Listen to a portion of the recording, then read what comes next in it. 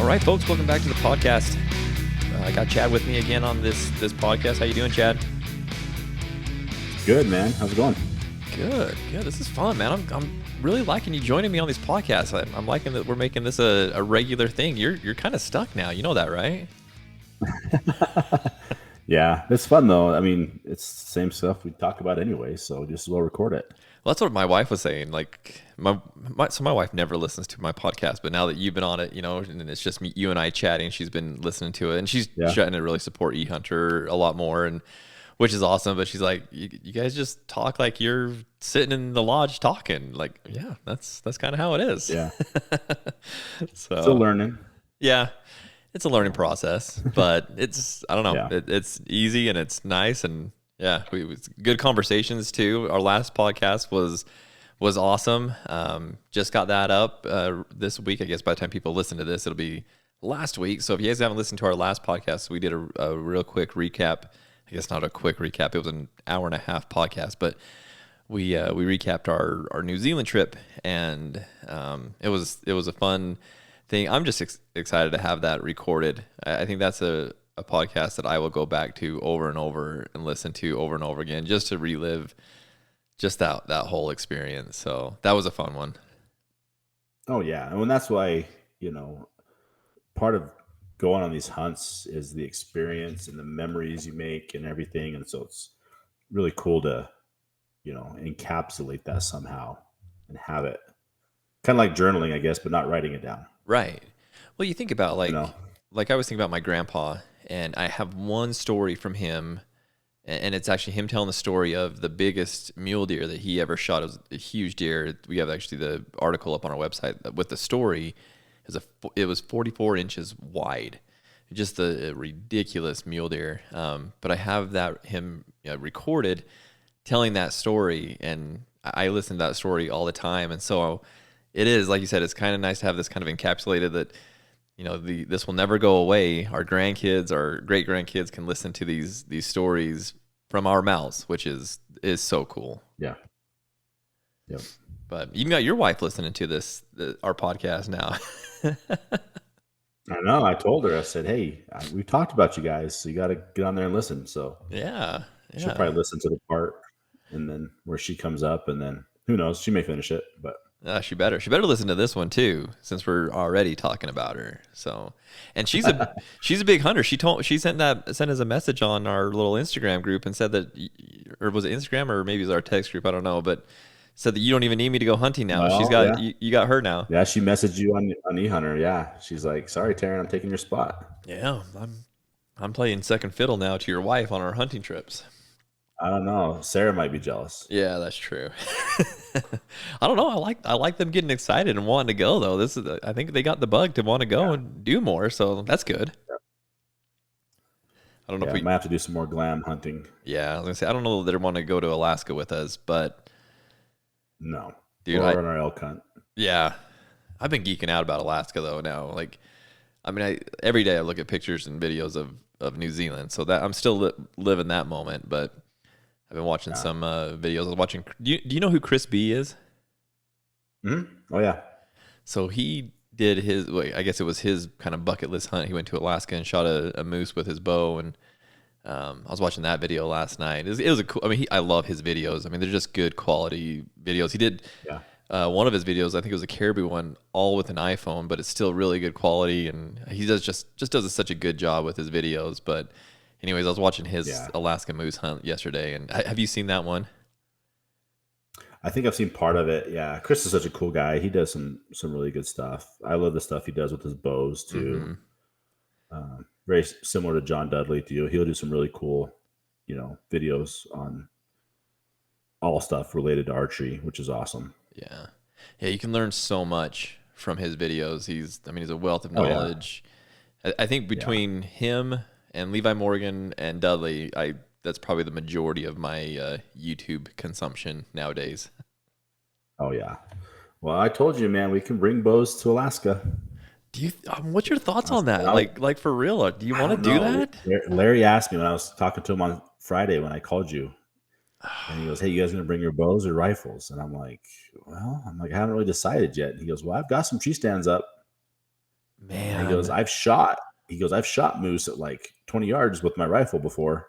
I think we could do it. They'll come right in. We could. I don't know. It's one of those things. So I've shot a moose before. You haven't. Yeah. So that's different too. Yeah, that's true. That's the thing that's so hard. Like if we went up there and I had a moose, that I could have shot at 200 or 300 yards, and I never get a shot off it with my bow, I don't know about regret, but I kick myself forever if that was the case. We would have to take both probably. Yeah. That would But you know what? We could take our bows and just one rifle. I mean, we could share. Yeah. It's too bad you're a lefty because we could just take one bow. I shoot righty. Well, bows would be a little tricky. Bows would be rough. I don't think I could shoot your bow even if you were right-handed. However, yeah, you could. But you wouldn't be able. Not enough to take a shot on an animal. But yeah, the rifle. Oh yeah, rifle. We'd be it would be golden. Speaking of switching bows, though, I was going to tell you we're gonna play some games this year at TAC. I've thought of some fun ideas for TAC, and one of those ideas is you have to make one shot with somebody else's bow. Yeah, I don't. Well, wait. I think I'm the only lefty in the group. Oh, that's right. Lee's not going, is he? Lee's not coming. Oh, I keep thinking that Lee's coming. Frank's coming. He's righty. You guess you're shooting right-handed. I guess I'm shooting my bow. You guys can do whatever you want. No, you're gonna have to shoot right-handed. You're gonna have to figure it out, man. I'll give you my bow. I've shot right-handed before. You golf right-handed? Yeah. Yeah, I tried shooting. I had a bow for a while. I know we're going to get into bows on this podcast, but I shot a bow for a little while right-handed. Just I'm right-eye dominant. Oh. But I see better. I've got better vision out of my left eye. Oh, really? And so I shot a right-handed bow for a year, and because I just wanted to be able to shoot. I tried shooting with both eyes open. Yeah. Like some guys try to do that. And I just could not get it figured out. So I actually sold that bow to Bill. He bought it from me. It was a Bowtech. It was a carbon. And went back to shooting lefty. Huh. I'm just so much more accurate. Yeah. With that. So. Well, yeah. I mean, it makes sense. I mean, as far as being able to shoot left-handed, if as far as like strength goes, stability goes, but man, if you're right-eye dominant, you would think that you'd almost have to like. That's for me is I am right-eye dominant as well, and there's no way I could shoot left-handed. And if I did, I would never be able to shoot with both eyes open. And when I shoot right-handed, how I shoot, a lot of times I will shoot with both eyes open. The only time I really close my left eye is if it's a long distance shot, and then I'll usually close it at that point, just to kind of take out distractions and whatnot. But if it's under 50 yards, I'm usually both eyes open. But yeah, we'll get into more archery because we're going to talk a little bit about that later on in the podcast. We really want to center this around archery and kind of our love for that, as well as like just everybody's love and why everybody falls in love with archery. But before we get into that, Chad, I wanted to talk a little bit about what we're going to be doing this year, because all of the draw results have come out, I believe, at least the ones that I've applied for. And I believe all the ones that you've applied for as well. And so all the draws come out. So I want to talk about like what we've got planned for this year, where we're going to be. I mean, you don't have to tell me what units you're going to. Don't give away any secrets. But let's talk about, now that things are out there, what do you got going on this year? Yeah, so September I'll be hunting archery in Wyoming. I drew a Wyoming General Elk tag. So Lee and I are actually going out for that hunt this year. I still can't believe how much that tag cost. I'm excited for that. Yeah, you're gonna have to come do that hunt with us here in a couple of years. Yeah, and you got the points to do it. So, and that's the one. So doing that in September. And that's the one you did last year, or let's see. Yeah. I did it last year with Frank. We went out there and had a great time. Nice. So, a guy I've known for many years has got access to some nice property, and we went out there, and it was a blast just being out there. We weren't successful, but I mean, we had some bulls in super close. I mean, it was typical September archery bugle and bulls. I mean, they were and then us every night, every morning. So it was super fun. So I was stoked to be able to go back there again this year. And Lee and I are going to go together, actually, with one of his good friends from California is going to meet us there too. So it'll be three of us going. Nice. So we do that in September. And then I actually burned my points in Colorado for elk and drew a first rifle tag down in Unit 76. So those who know Colorado fairly well, 76 is one of our premier units for elk. So I'm really excited about that too. So for elk, for me, for this year is definitely going to should be a good year. So that's first or second week of October, I think. Yeah. So going down there for that. And then the boys, Frank's son and my son, both drew third rifle elk tags. So they're both seniors this year. So this is kind of their last year to hunt. And we've never really got them on a good bull hunt yet. Just trying to find the right opportunity. We were going to do a ranching for wildlife tag last year. And then with all the winter kill, that kind of put a wrench in that. And so we decided to put them in for a unit that took 5 preference points to draw, which is what the boys had. So they've been storing up points since they were 12. So we burned them this year. They drew. They were successful. Lee's actually coming on that hunt as well. That's the one you applied for, unfortunately, because you decided to move to Utah. You don't get to come. Yeah, they don't like non-residents applying for that because they don't give any tags to non-residents in Colorado. Yeah. So we're doing that with the boys. So that'll be second week of November. Nice. And then so that's gonna be a really fun hunt. It's a unit we haven't hunted yet. So Frank and I are gonna have to get out there and we're gonna do some scouting. We've e-scouted a little bit. I've got a friend that's hunted that unit before. So I've got some information from him, but we're definitely gonna get up there. We've been into contact with the game warden in that unit as well. He's been somewhat helpful also. So that'll be an interesting hunt. We haven't decided if we're gonna do a camp for that one yet or just stay there in town, get an Airbnb, drive out. Like I said, we got to figure out kind of where we're going to be and that type of thing. So we may very well be setting up wall tents. You guys got some nice wall tents. So it's not bad camping if you're taking your wall tents because they're pretty nice. Yeah, I've got a 12 by 20 and Frank's got a 12 by 12. So we could easily set up a sleep tent and a eating tent, which I think would be comfortable. So it'd be fun. It'd be fun with the boys, kind of the last hurrah before they graduate and go off on their adventures, So we're hoping to get them on some good bulls this year. So I'm actually really excited for that hunt. Yeah. I get excited for the hunts that, I just get to be a part of, especially for people like them going out for their first bulls. I mean, those boys will be excited for anything that's legal. Yeah. They're not looking for a trophy. They're not looking for. They just want to be out there. So I'm really excited for that hunt. Well, that first bowl that you get to go on that's something that's memorable. That's something that you'll never forget, and what a cool experience. Yep. Yeah, absolutely. Yeah, and then I think you and I are still planning on doing Arizona archery in January. In January, right? Yep, New Year's Day. Yep, New Year's Day, meeting Arizona. So, yeah. That's my 2024. This is of course, we just did New Zealand, which was kind of started the year off with the bang. I was going to say we started the year off on a very high. So the rest of the year, but that's a pretty solid year you got planned though. This is the year of the elk for you with Wyoming, Colorado, with the boys. That's a heck of a year right there. This could be one for the ages. Well, and we've got a great area that we've hunted, you and I, in Colorado. I want to get back to that area as a resident. Yeah, where we want to go back there, but we went during a rifle hunt, and when we went during the rifle hunt, as a resident, you can draw that unit with no points as a second choice. And so, but in order to go back to hunt archery, we've got to put in as our first choice, and so by doing that, we would burn our points. And so we've been saving points. So it's kind of a conundrum we've been under. We want to go back. We want to archery hunt this unit, but we can't because, it's a 0-point unit that you can draw. Right. You don't want to burn 8 points on it. Yeah. On the unit.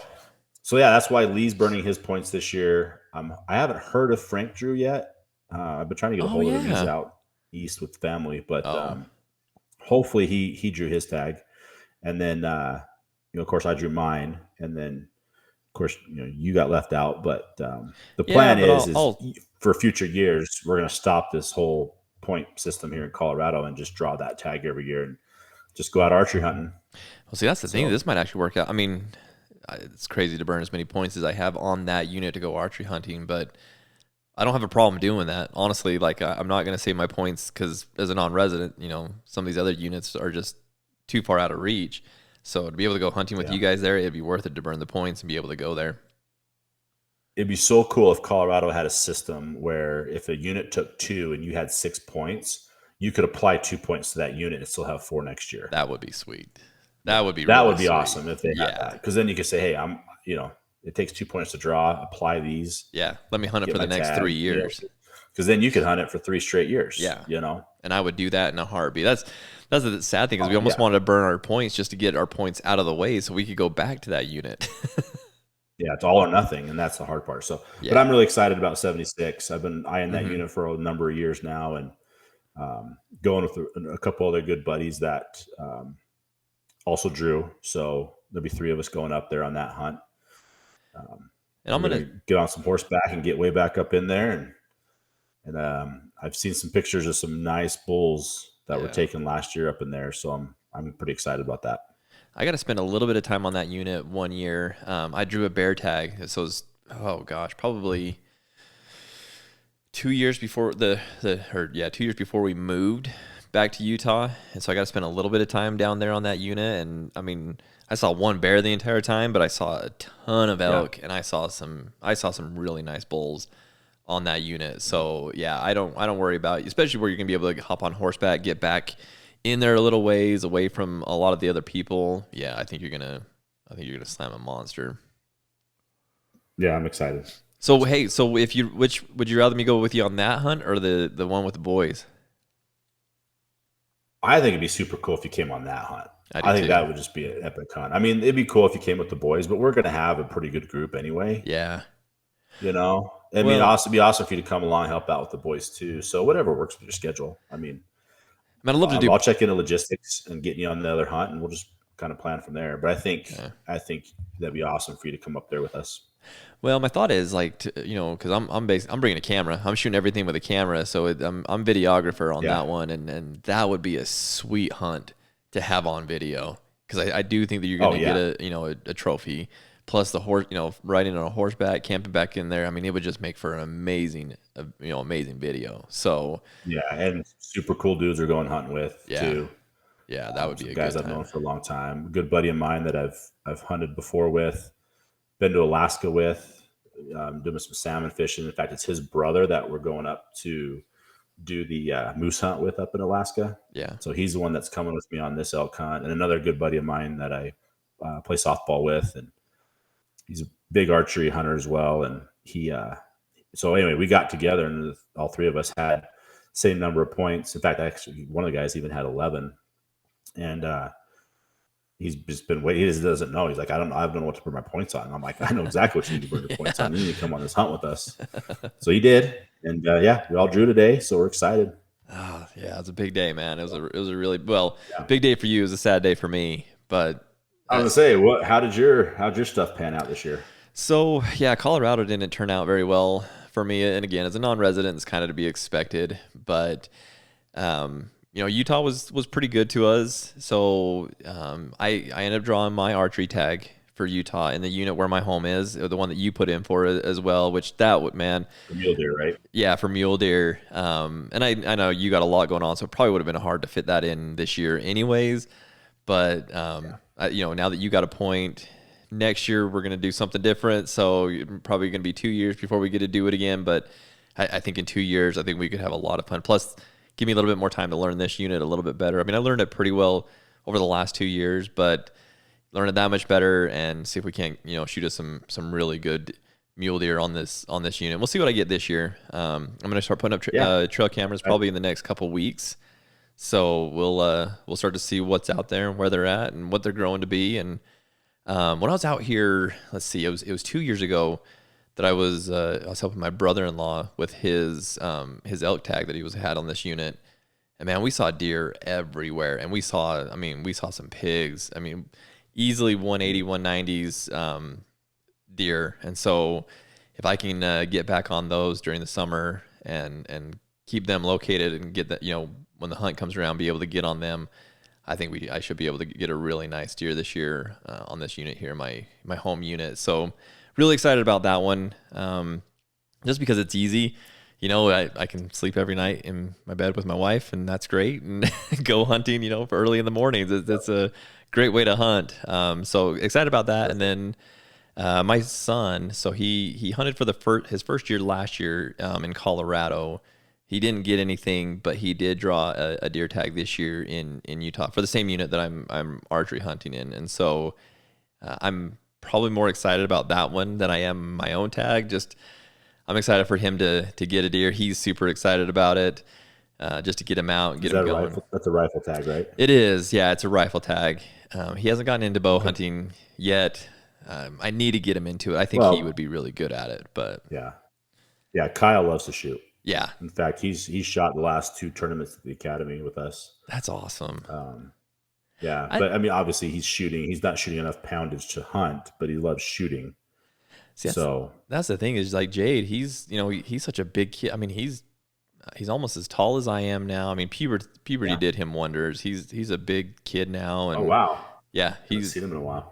Yeah, next time you see him and you hear him, you're gonna be like, "Who the freak are you?" Because he is a different kid.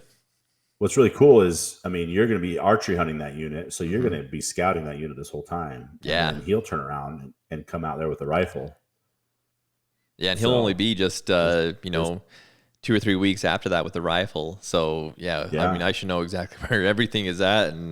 And again, all summer long, I'm going to run cameras. So, obviously in Utah, not obviously, but in Utah, you have to polar cameras basically August 1. And so, won't be able to have anything out after that, but should have a good idea of where they're at, where they're coming into, and be able to track them from then until when the hunt starts. And then, track them all through the archery hunt, and then hopefully be able to get him a nice one. That is so hard though, as the weather starts to change in October, when his rifle hunt is, they start moving around in different places and moving down a little bit, but I think we'll be able to get him a nice one and something that he's pretty proud of. So it'll be fun. Oh yeah, for sure. Especially as that rut starts kicking in too, they'll be probably start seeing more. Yeah, for sure. Oddly enough, I did not get my my elk tag again here in Utah. I've talked about this on probably 400 podcasts that I've done, that I'm never going to draw this tag in Utah. Got so many points. Putting in for a unit that's really not a beloved unit. I'm not putting in for beaver or anything like that. I'm putting in for a unit that I should be able to draw. But when I looked at the odds and when they came out, I mean, I'm still probably 2 years away from drawing that tag, which is just crazy to me. I'm about to do what Tyson did, and my buddy Tyson, he ended up burning. I think he burnt 20 points. And just went to archery and hunted beaver with archery. And so I'm tempted to just switch over to archery and just burn those points so I can start living my life, because that's kind of how I feel right now. So disappointing what Utah's done. Oh, it's terrible. But you know what? And Colorado's heading the same direction. I mean, we're seeing it here too. And I mean, I follow a number of different hunting groups on social media, and I mean, the comments were just blowing up today.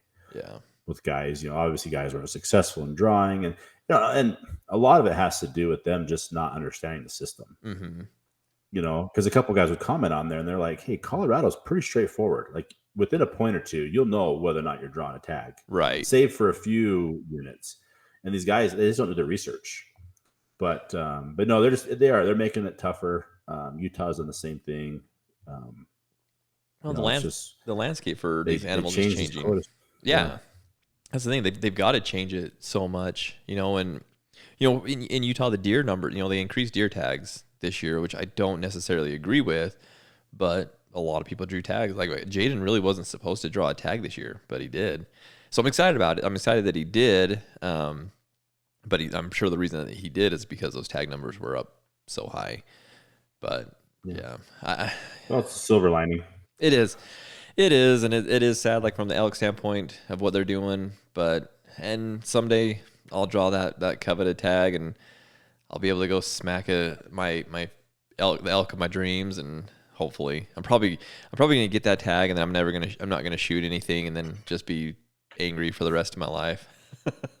No, you'll shoot something because I'm coming with you. You better be here for that one, by the way. That one is a requirement for you to be Yeah. here. Yep. So, but yeah, that's what that's all I got planned. And then Arizona in January. So, not a whole lot planned. Cool. I don't have any clients yet this year.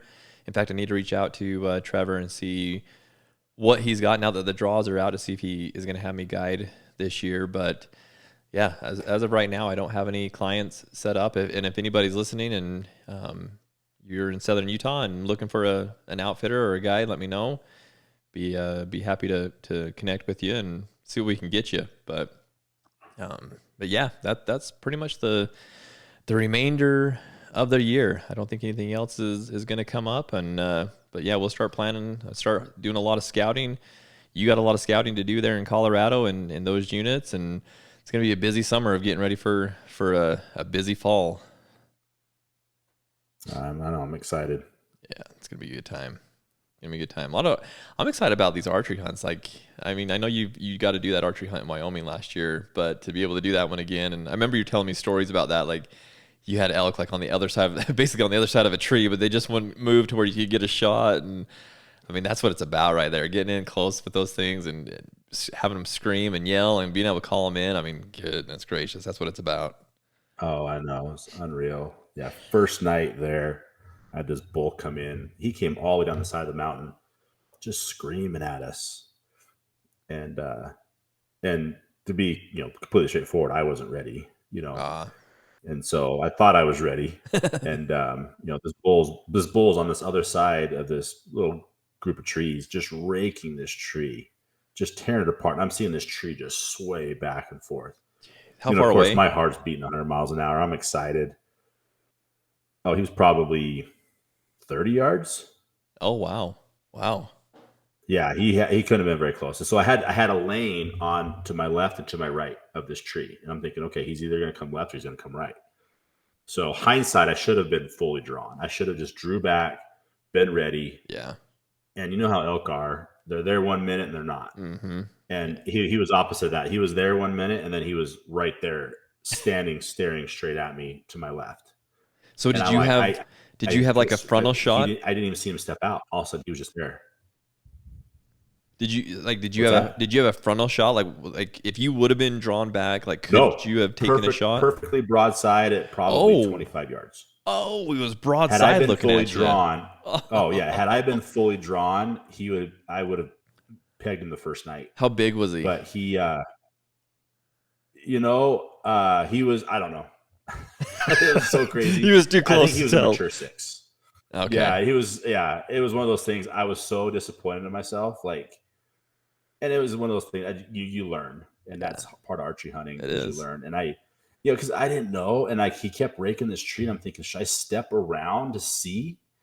But I didn't want to because I didn't want to, spook him out. And my buddy Jeff's behind me calling, and this bull's just answered him right back.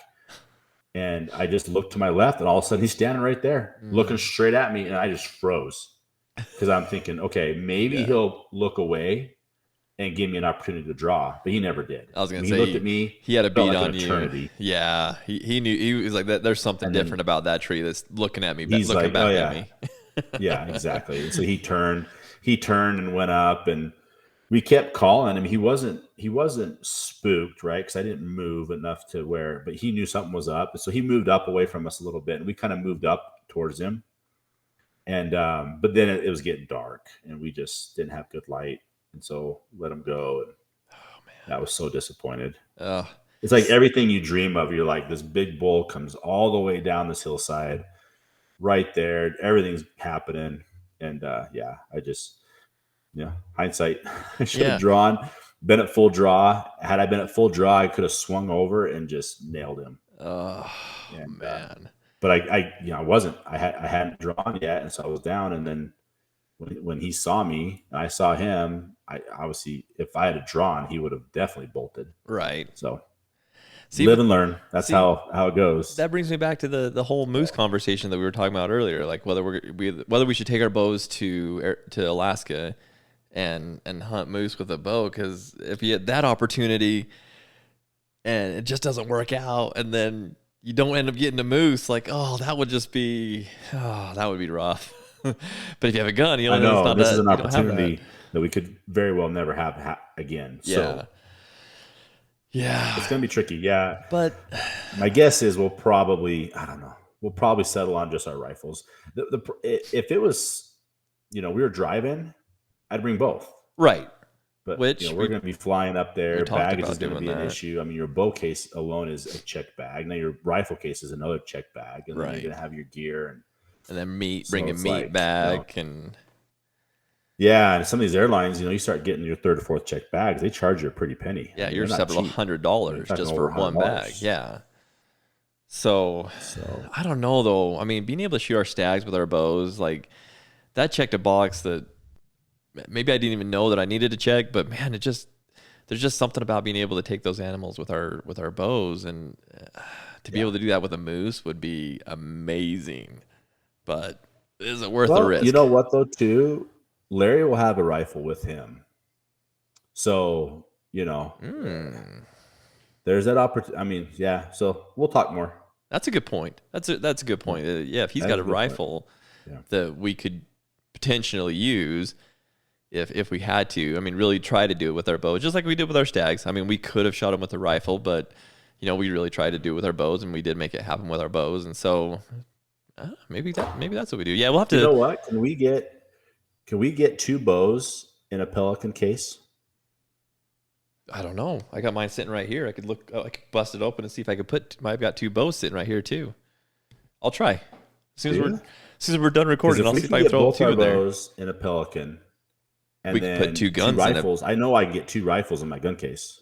Well, I've got a Pelican rifle case too that we easy put 2 guns in that. Maybe we're on something. Huh. And we're taking ATVs, so it's not like we have to worry about the weight. Like we can pack the cases. Yeah. Mm-hmm. We might have something figured out here. I don't know. It's just there's something about archery, and I want to get into archery and talking about it. But being able to shoot a moose with our bows would be cool. I mean, I'm really getting to the point. I don't know about you, but like I'm really buying into archery and archery hunting, and it's just it's fun. Going to Arizona last year, you and I went up there or went down there and hunted archery. I got my archer tag this year. We shot our stags with our bows. I don't know. I'm just like really falling in love with bow hunting, and don't get me wrong, I still love guns and I love shooting guns, but there's just something about archery, and I want to get into that of what is it about archery that is just so addicting and I don't know, almost obsessive. You almost like people get obsessive about it, and I feel like I'm getting to that point. Like when we got home from New Zealand, I immediately started to work on my bow, getting it ready for tack. Like I ripped my sight tape off. I got I started I've got my arrows already built. In fact, I do need to build a few more arrows. I got a few here that I need to build. But just started to work on it and getting it ready for. Did I tell you what happened to my sight? Yeah, you told me that it got shipped out or something. You had to send it back to Black Gold. Yeah, I went to shoot, to re-sight in with the new sight tape, and went to adjust the what do you call it? The yardage, the dial. Yeah, and anyways, it just spun. The sight didn't move, and it just spun. It just stripped it out, and so I hopped on the Archery Talk forum, and apparently that's a pretty common thing with Black Gold sights. So. Man, I threw that thing in a box and sent it back to him, and hope I get it back soon because I really need to start practicing with my tack arrows. But it's kind of I'm missing it. I need to start shooting here pretty soon. So, anyways, crazy thing to happen. I'm glad it didn't happen while I had a stag stand out there in front of me. Yeah, otherwise you'd have been shooting a left-handed bow. I'd have been shooting a 308. Yeah, 300 Win Mag. Yeah, or whatever they had packed there. I would have made that happen for sure. But I'd have been so pissed if I would have went to shoot or went to adjust that or dialed it up and it didn't move. I mean, what a time for it to not work. I mean, it's worked for years, and then when it doesn't, is right then. So crazy, just a crazy thing. But I want to ask you, Chad, like what I don't know if you're starting to feel the same way, or if you've always felt this just, I don't know, a draw or attraction to archery hunting and just shooting bows in general. But the more I do it, I feel like the more I'm just falling in love with it. Do you feel that same way? Yeah, I think for me, and probably a lot of guys that go to archery, I mean, we're all hunters, right? And some guys get really into the weeds with their rifles, Yeah. and other guys get that way with their bows. And so I think, there comes a time where as a hunter, you're kind of looking for that next challenge. You and I have both been rifle hunting. We've been rifle hunting since we were kids. We've done this. I Mm-hmm. think for me, it got to a point where, it probably started about 7 or 8 years ago. And I actually went on an archery hunt with Frank down in New Mexico. He drew a tag, and I said, "Hey, can I Oh just tag yeah. along? I'd love to check this out. I've never been on an archery hunt before." And I went down there, and it was so cool. You're hunting just a different season, and just so I think archery, and we've kind of led on to this a little bit with what we've been talking about, adds just another element of a challenge to a hunt.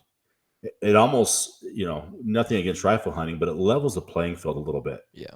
And I think it really makes you focus in and tune your skills as a hunter, because you have to be that much more in tune with your surroundings, what's going on, the wind, what's happening, your angles, all that stuff. Not that you don't do that with a rifle, Right. but But not to the same I'm level. talking more so with the animal, Mm-hmm. right? What's going on with the animal, and what he's going to do in sense. And so I think, yeah, it's a thing. Once you get going on it, it's addicting, and anybody who's watched these other videos of these guys that archery hunt, I mean, you can see it, and there's something about it. And so it's just kind of one of those things that's just kind of, it's another hobby that you pick up. And what's so fun about archery too is, outside of the hunting, there's so many other things you can do with your bows, Mm-hmm. the archery shoots and the tournaments and the tack events and things like that just allow you to kind of do it all year round. Well, and just the everyday, like it's kind of difficult to go and shoot your rifle every day. But I mean, I can go out Yeah. and I do when I have a sight on my bow. I go out every single day and throw a few arrows at the deer in the backyard, and it's just Yeah. yeah, there is something that's enjoyable about being able to do it. Yeah, like you said, all year round, and there's so many different ways of doing it. And I've been that guy, and I still am. I still load my own bullets. I've been very Mhm. meticulous with rifles in the past, and I like to load my own bullets with my own specific powder that I like, and I really like to fine tune it so it's the most accurate that it can be, and that is fun. I mean, don't get me wrong. I'll always love doing that, mainly from more of a hunting perspective, just because it's I feel like the more accurate I can be with a rifle, the better I can be, the more accurate I can be when I'm shooting an animal. But Mhm. I don't know. Like you find like I fine tuned my load for my gun, and then that's kind of what it is. I mean, I'll shoot from time to time, several times throughout the year, but I don't know. There's when I with a bow. Well, and another thing about bows is you've almost got to be a tinkerer to like archery. Mhm. Like there's always something that we're doing to our bows, and just to give a really quick, simple example of that. Um, I reached out to Tim Gillingham and asked him about these little things that he makes for these black gold sights. It's the simplest little thing. It's a little 3D printed thing that goes on the dial of the, and maybe that's what stripped out my sight, is because I had too much grip now. I don't know, maybe. But anyways, there's just always little things like that that we're putting on our bows. And so I reached out to him and got that for my sight. We're putting new strings on bows. I mean, I don't have a bow press. Like I got a chance to go over to Tyler's house a couple weeks ago to have him cut some arrows for me.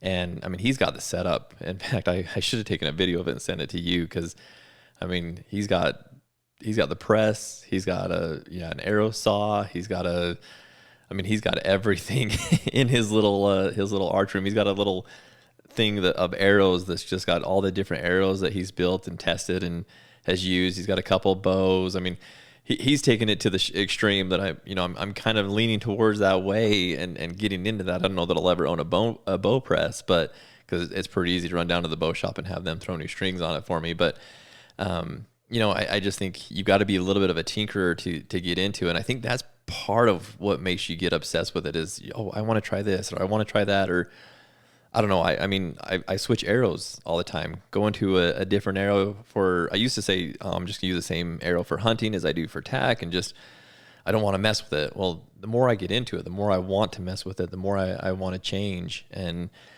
so switching things around, changing things up, trying different things, trying different releases, trying different ways you hold the bow, different shot processes. I mean, I guess there's just so much to archery that really makes you buy into it and love it. Oh yeah. I mean, you can get in the weeds with archery like anything else. I mean, there's so much stuff and you learn constantly. Mm-hmm. I think John Dudley did a YouTube video last year that really opened my eyes. And he was actually talking about, a lot of guys, they'll throw a 70-pound, mod on their bow and they'll pick the spine arrow and they think they're set. And he started talking. He goes, "Hey, you can overshoot your arrows." And he goes, maybe 68 pounds is the best weight for that specific arrow. Right. And he really started talking about tinkering like with that and say, hey, knock it down 2 pounds, just see how your groups get. And I think, just with rifles, like you said, you reload. Yeah. And, guys can really get into that too with the grains and this or that and what's comfortable for them. But archery is just another aspect of that. It's not just picking up an arrow and having them cut it to your length and throwing a field point on there and off you go. I mean, you can definitely start there. Right. But you can really start getting into some really cool techniques. And what's cool about it is you can do it on your own. Right. Like this is all stuff that you can tinker with. Like you said, you go out in your yard. It's hard to, most people don't have a gun range that they can just go shoot in their yard. Be sweet to have. You have to go down there, this or that. Yeah. But archery's kind of cool because, you can, I drop my tailgate in my truck, turn on some music. I'm shooting out of my garage. Yeah. Across the field, and I can sit there and just kind of tinker with it a little bit, play around with a few things here and there. I'm the same way. I build different arrows for my archery shoots than I do for hunting. Mm-hmm. And it's just more so that, hey, I want a little faster, a little lighter arrow, a little less margin of error, I guess, on my speeds when I'm shooting a tournament, versus when I'm hunting, I want a heavier arrow, something a little more impact for when I'm, shooting an animal. So it's just, there's so many things that you get, like I said, once you really get into it, you're like, oh, wow, I didn't realize there's this much to go along with, owning a bow and really getting it dialed in. But I wanted to ask you, you've gone through some bows over the last few years. I mean, I think just a couple of years ago when we were shooting tack, you were still shooting the, was it the Matthews? What was the Matthews that you had there for a little while? I had the Vertex. Vertex, that's right. And then you went to the RX. So, yep, switched over to Hoyt. What did you go to? Yeah, you really just did that because I'm like, hey, I want to try the carbon bow. Okay. That was really it. I mean, I shot. I think Matthews and Hoyt are probably the top 2-tier bow companies out there. And so when you start comparing their flagship bows, I mean, there's so minor differences in there. And people will ask me, hey, what's your opinion? And I'm like, you know what? You need to go shoot them and pick the bow that you feel the best with. Because I'll shoot a bow and I'll go down. Frank and I'll go shoot all the time. Yeah. And he's like, oh, I didn't like the back wall on that one. I didn't like the draw cycle on this one. And I'll pull it. I'm like, oh, I love the draw cycle on that bow. And so it's really a personal preference on that. So I switched to the RX-7, and that was just to try a carbon bow. I'm like, hey, I want to try the carbon. I want to give it a shot. And I actually shot that bow really, really well. And then this year, I had shot that RX-7 for 2 years. And then I just got the new Alpha X they came out with, which is back to an aluminum riser. And mainly I did it because I thought the bow looked really cool. They had some cool colors.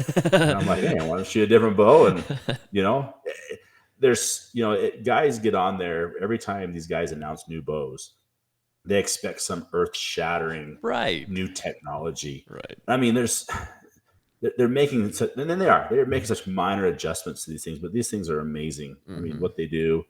there's so subtle differences between a lot of them anymore that it really comes down to what you like, what you can shoot well, you know. PXE makes great bows, Prime makes great bows, Elite. I mean, all these guys. Yeah. And so, yeah, so that's shoot something, see what you like, and man, you can make any of those things a killing machine, and it's so. What did you like about the carbon versus the aluminum? What do you like about the aluminum over the carbon? Like, where you've gone from one to the other, back to the other, like as you were shooting them, what did you like about each of those? There wasn't a real lot difference. Really? Especially with Matthews, they've done, and I think they got a lot of praise this last year with their new bow, the Lift. Yeah, the Lift is getting a lot of attention. So a lot of guys were raving about the carbon because they're like, hey, it's lighter. Mm-hmm. It's lighter, and I think another big thing about the carbon is, if you're shooting in cold weather, well, it's not going to really get cold. Yeah, because it's carbon, not metal, right? Mm-hmm. So those are kind of the two big things. But man, if you look at some of these aluminum risers now, I mean, you're talking ounces of difference between that and the carbon. And so I shot the bow really well. It felt really balanced. In fact, I wasn't even running any type of stabilizers on it. Mm-hmm. It comes with this little stabilizer that comes with it, and but it's short. Just kind of sits down low. Yeah, I mean, that bow felt balanced in my hand from day one, and so shot it really well. And again, like I said, I like to tinker, and I got bored with it, and I was like, hey, I like the look of that bow. I'm gonna try it out. And Frank's son Spencer is left-handed, and so he'd always kind of nudged me every time we shot together and said, hey, when you ever want to sell that bow, let me know. So of course he offered to buy it from me, and I'm like, well, I got that one sold. Well, maybe I can go afford another one here. So I picked up the Alpha X, and that's what I took to New Zealand with us. Mm-hmm. So that was my first kill with that bow, and that's what I'm gonna shoot all this summer and have this fall. Nice. So, I mean, yeah, the major difference to me, there's not a lot. Some guys are big carbon fans, and some guys aren't. And Hoyt does a great job with their carbon bow for sure. They do, and that was for me. Like when I went and got my bow, I think it was when the RX-5 was out, and I shot it, and I was like, okay, I mean it's good, but for me, the Matthews just felt better at that time. It wasn't anything I didn't like about the carbon per se. It was just the feel of the bow. It just when I was shooting the Matthews, I was just locked in. It just felt like it fit me, kind of a thing. So I didn't really tell much. I couldn't really, like you're saying, I couldn't tell much difference between the carbon versus the aluminum. I mean, I think the carbon looks cool too. There's some really cool carbon bows out there. Well, like Hoyt makes a really cool carbon bow that I've liked the looks of them. But that new Alpha X is pretty cool, by the way. I was going to tell you that when we were in New Zealand. That's a sweet bow. So I don't blame you for buying it for how cool it looks. So yeah, and the thing is cost too. I mean, the carbon bow will run you another $400 or $500 more than the aluminum. Right. Literally, if you look at the spec on the new RX-8 this year from Hoyt versus the Alpha X, it is identical. I mean, there's very, very, if any, differences in spec between the two bows, but the RX-8 is about $500 more. Jeez. So you're going to pay a little bit of a premium too to have that carbon bow. And for me, I shot both of them. I didn't feel the RX-8 had made enough changes different than when the RX-7 that I was shooting. Mm-hmm. So I thought, well, hey, if I'm going to make a change, I'm just going to make a total change and go to the aluminum and give it a shot.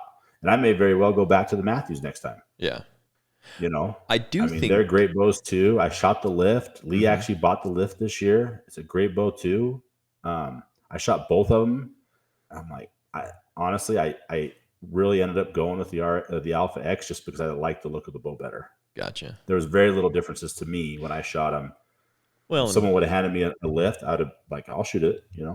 Like you said, it really is. When you look at it, comparing them side by side, spec wise, there's not much difference between the top echelon of bows. It's like buying a truck. I mean, if you look at the difference between a Dodge, a Ford, and a Chevy, really most of them are pretty similar. You're going to get pretty much the same kind of truck. It's just whichever one you like the looks of better. It's kind of the same thing with bows. It's just whatever you like and whatever feels the best. And so, I mean, I think anybody, like you're saying, Chad, is just go and shoot the bow and find out which one fits you best. I did go shoot the lift. That is a pretty sweet bow. I'm not gonna lie, that one's tempting me to. I'm still running my old one. You know, I haven't really been tempted to get a new bow because I love shooting it, but that lift is pretty nice. And like you said, I kind of like to tinker, so I'd love to get a new one just to tinker more on. One thing I was going to ask you about is UltraView is really coming on the scene pretty hardcore with their sites and their releases and stuff like that. Have you dabbled into this UltraView? I don't even know what you want to call it's just everybody's using UltraView now. Have you used anything UltraView yet? No, not yet. I've looked a little bit at their sites. I haven't at all looked at their releases. But yeah, no, I'll have to definitely check it out. I actually really like Spot Hog finally came out with a new site this year that I really want to try. So they haven't upgraded their sites in a number of years. Right. And so I feel like this year they finally made one that kind of encompassed a lot of changes that are really going to be good for that site. So that's one I've looked at pretty hard. I don't think they're shipping them just yet. So once they do, that may be one I definitely look into. But yeah, UltraView, I haven't really messed much with there, so I'm not as familiar with their products. So is the new Spot Hog one, is it still the Fast Eddie, or did they come out with a completely different one? No, it's a completely different one. It's a brand new. I don't remember the name of it right offhand. I'll have to look it up. Okay. But I've watched a couple of reviews online. A couple of the archery shops have had, like Lancaster and some of those guys have had some kind of early access to them, you know, and they've done some reviews and they've talked about a couple of the changes that they've done to it. And I'm running a Spot Hog right now. So when they're talking about these changes, I know exactly what they're talking about. I'm like, oh yeah, because I've been running this site for 3-4 years now, which has been great. No qualms whatsoever with it, but I'm really interested in looking at this new one. So I might bite the bullet when it does come available and make the swap. Yeah, I didn't even know they were coming out with them. I've been looking at a few different ones. Because I mean, I like my black gold. It's worked well. It's done what it's supposed to do. But there's so many new styles like I said, the UltraView is coming out. It's got a little bit more range. Dialed Archery came out with a new one as well. Well, like I said, I don't know if it's new, but it's one that I've been kind of researching lately. And so I've been looking at that one as well. But I have not seen the new Spot Hog one. You have the Fast Eddie on yours right now, right? Yeah. Yep. Okay. Is it a single pin or is it multi-pin? So mine actually, it's a 5-pin, but I've got a single pin adapter. Oh, so, okay. Yeah. So mine, the housing will come completely off, and I can slide in a single pin. So when I'm running tack and doing all of those archery shoots, where I want to really dial in the exact yardage, I'll run my single pin, and then when elk season comes around, I'll switch back out and go to my 5-pin. I've actually thought about doing that with my black gold, because black gold, I can do the same thing. I can just pull the housing out and then I could put a single pin housing in it. Yeah, a lot of them are going to that. Frank is running.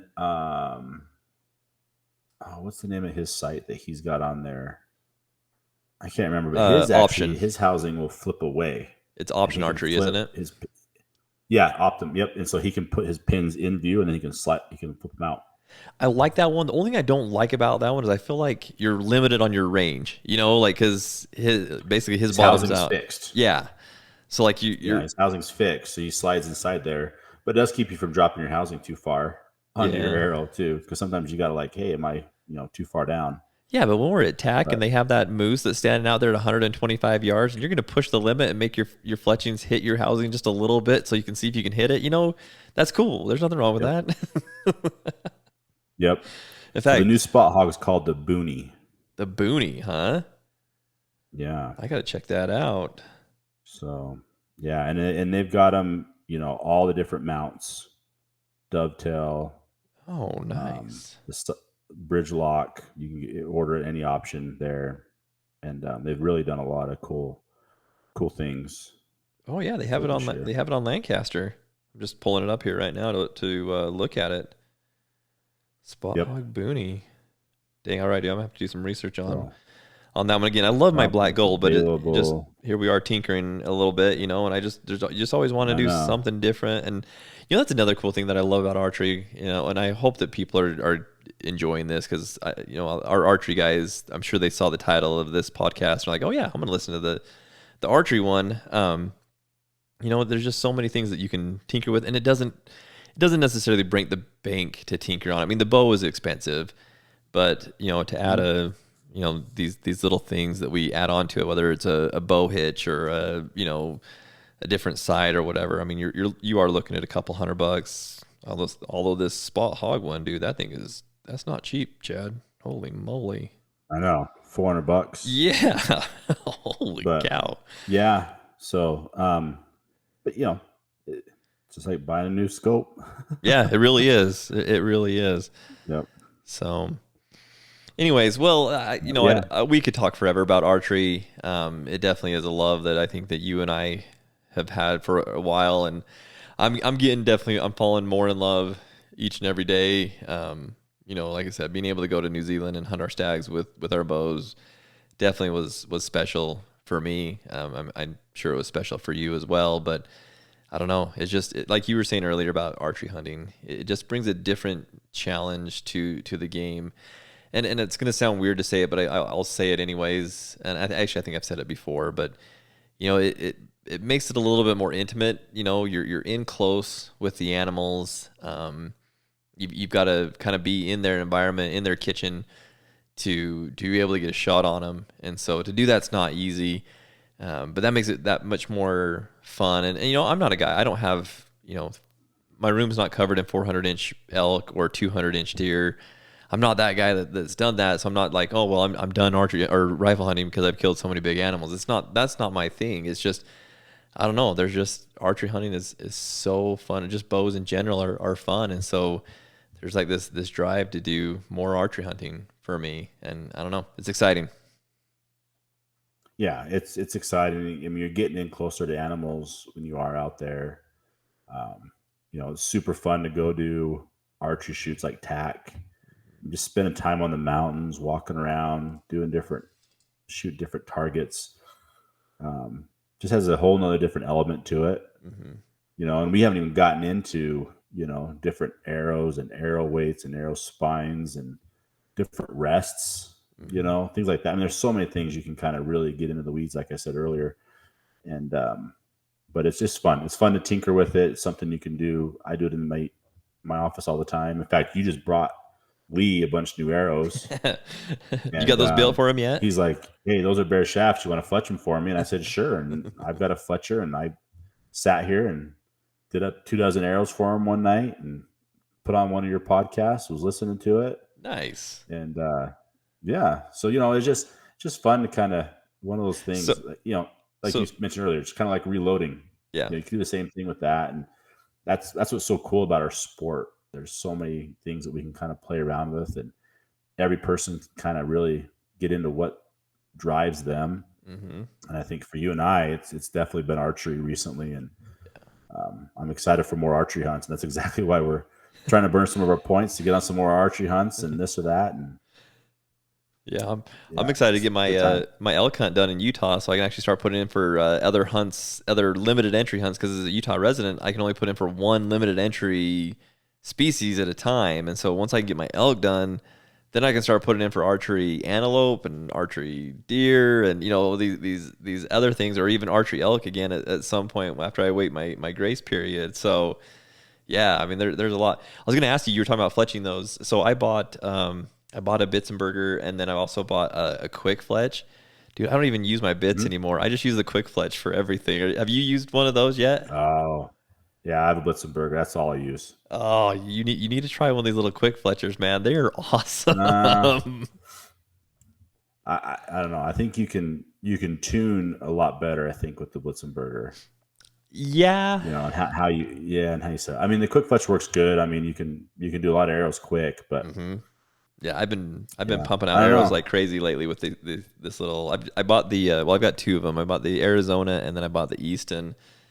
And I mean, you can pump out arrows. I will agree with the bits. You can definitely get more precise.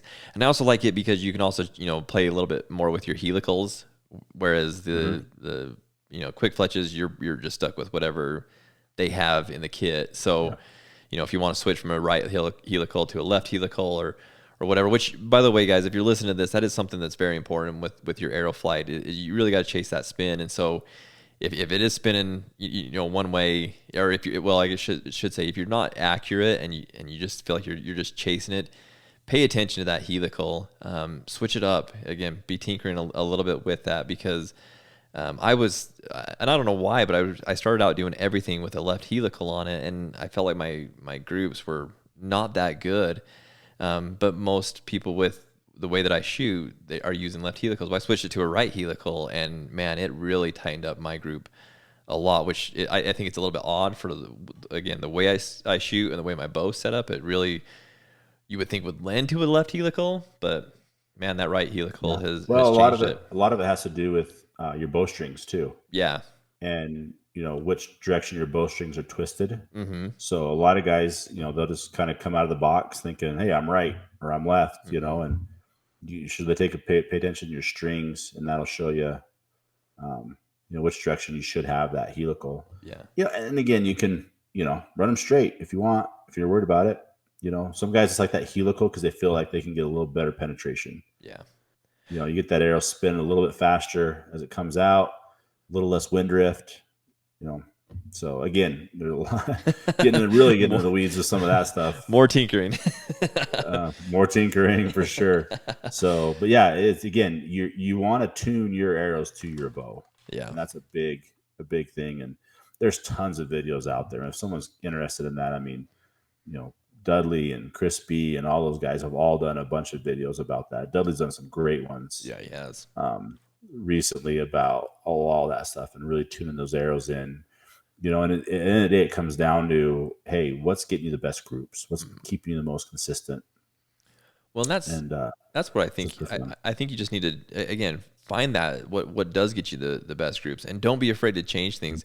I think when I was first into archery, that's what I had it set up, and maybe that's, again, the rifle reloading mindset that I have, but I had it set up and it was shooting okay. I'm like, all right, well, I'm just going to leave it alone. I'm not going to touch it. But the thing about archery is, your strings are going to stretch. Things are going to change, so you've got to constantly be changing stuff to keep your groups where you want them. And so, yeah, don't be afraid to change stuff with archery. I mean, there's always something that can be changed, and you can shoot better and have better groups with, and just have fun with it. It's so fun to get into the weeds. And yeah, I mean, we could talk for hours about it, Chad. We do talk for hours about archery, so we won't bore everybody. Yeah. We're hitting that hour mark, and so and I probably need to let you get going on to bed, because we both have to go to work tomorrow. But I do want to I'm excited to talk to Tyler when we get out to TAC. And, hear some of the things he's got to say about a lot of this. He's got a wealth of information that he'll be able to share with everybody too. He's a geek when it comes to archery. He called me this morning and he's like, "Hey," because it's the Mountain Archery Fest at Soldier Hollow this weekend. And he's like, "Hey, are you coming to Soldier Hollow with me?" And I'm like, "Oh man, I got kids baseball this weekend, so I'm not able to go with him." But he's too. Oh yeah, he's a geek when it comes to archery. He knows so much about it. It's what he eats, sleeps, and breathes.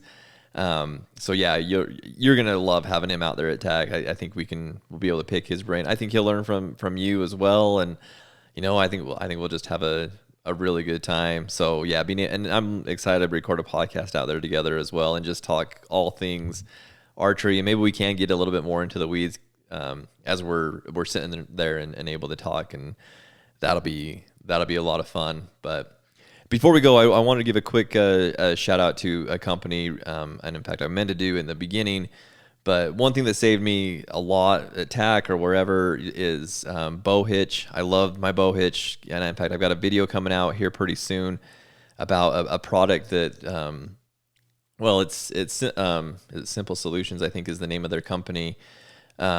Simple Savage Solutions, I believe is what it's called. Anyways, they have a cool item for the bow hitch. I've got a video that'll be coming out this weekend about them, but just want to give them a quick shout out. Mondo over there is an awesome guy. And so if you guys haven't looked into the bow hitch for your bows, if you like carrying your bow, well, then don't look into it. But I hate carrying my bow, and anything that I can do that I don't have to carry my bow, I'm super interested in. So make sure you guys check them out. It's called the Bow Hitch on Instagram, but go check them out and see if that's something you guys would be interested in, because it's a great tool, and it's something I love. So as we talked about archery, I wanted to give them a shout out on this podcast, because man, they save my bacon a lot when I'm in the woods. So anyways, well, Chad. Yeah, you were running that last year at TAC. I was jealous. Yeah, it's pretty nice. I need to get you one. I'm gonna reach out to him. I'll reach out to him and see if he can, if he'll send us one. Send me what sight you use. Is it the Spot Hog Fast Eddie? Mm-hmm. Okay, because they mount differently. Some of them mount onto a sight. Like mine actually mounts into the black gold sight. Some mount onto the riser. So I'll let him know what you have. We'll see if we can get him to send you one over. If not, I'm sure he'll be at TAC again this year. Yeah. So yeah. Oh yeah. He'll be there. But we'll try to get you hooked up before then. He's such an awesome dude. So yeah, we'll get you hooked up. So, well, Chad, thank you so much for joining me again on another podcast. This is fun. I'm loving this. I don't know that I've enjoyed podcasting as much as I have over this last little bit. Having you join and being able to chat and just visit. I mean, this has been very easy. It's been a lot of fun. We've talked about some really good stuff. I mean, obviously going to New Zealand gives us a lot of good content to talk about. But man, I think you and I have so many things that can help other people and entertain people as well. So hopefully you'll join me again in the near future. Sure, man. It was good fun. Cool. All right, man. I'll let you go, guys. Thanks for listening. Make sure that you guys follow the podcast. Make sure you're subscribed to us on whatever platform you're listening on. And also, real quick, make sure that you're following and subscribe to us on YouTube. That's a huge help for us. So, anyways, thank you guys. Appreciate it. Thanks, Chad. We'll talk to you soon, buddy. All right. See ya. See ya.